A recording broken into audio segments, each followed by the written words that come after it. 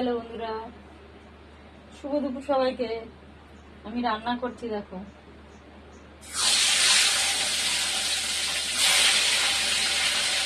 ট্যাংরা মাছ রান্না করছি। ট্যাংরা মাছ এরকম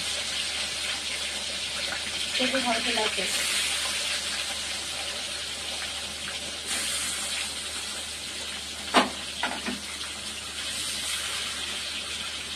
কালকে আমাদের এখানে খুব ঝড় হয়েছে।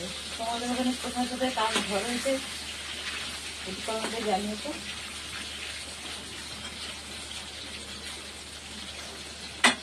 এই ট্যাংরা মাছটা আদা রসুন পেঁয়াজ দিয়ে একটু কষা কষা করে রান্না করলে খেতে ভালো লাগে। আলু কেটে নিচ্ছি,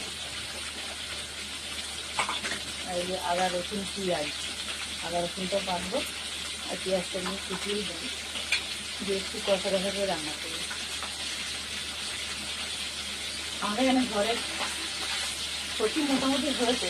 তোমাদের এখানে কি কোনো ক্ষতি হয়েছে ওইটি কমেন্টে জানিও। আজকে সকালবেলা একটা ঘর পড়ে গেছে আমাদের এখানে। ঘরটা পড়তো না, কাঁচা ঘরই। ওই ঘরের উপরে একটা নারকেল গাছ ছিল, সেই নারকেল গাছটা পড়ে গেছে ঘরের উপরে, ওই জন্য ঘরটা পড়ে গেল, নাহলে ঘরটা হয়তো পড়তো না।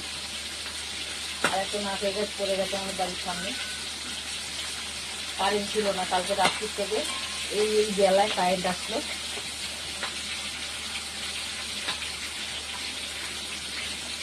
সেই কি রান্না করলে কমেন্টে জানিয়ে। আমি তো রান্না করছি আজকে ট্যাংরা মাছটা রান্না করছি, আর লাউ দিয়ে ডাল, ধনে পাতা দিয়ে মুগ মসুরি মিশিয়ে ডাল করবো, আর বিট ডালে ঘষে ব্রেড করে ভালো করবো। ব্যাস, এই রান্না আজকে আমার।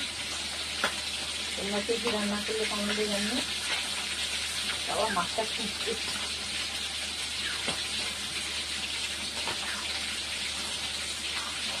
দেরি হয়ে যাবে না রান্না করতে।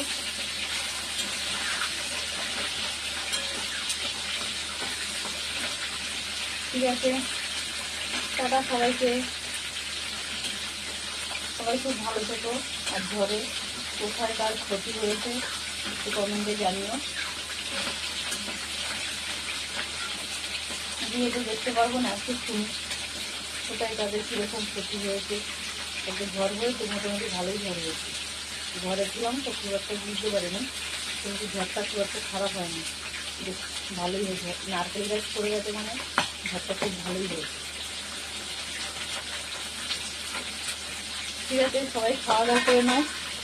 টাটা।